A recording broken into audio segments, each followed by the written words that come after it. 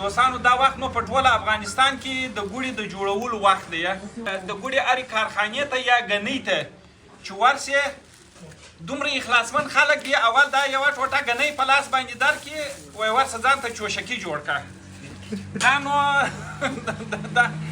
نو د ګوډې چوشکي دی دوستان. یو ګیلاس چای درته راواخلې، بلا بیا کرار ورته څټې. یاره ډېر اخلاصمند خلک دي. تر سبا دغه وخته پورې چې دا ګوډه څټې هېڅوک نه درته وایي چې ډېره دې وڅټله یا دې ډېره وخوړله.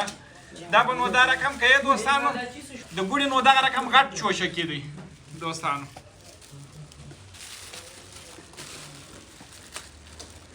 دا نو دلته ورته ناست یې، بیا نو داسې کرار پسې څټې.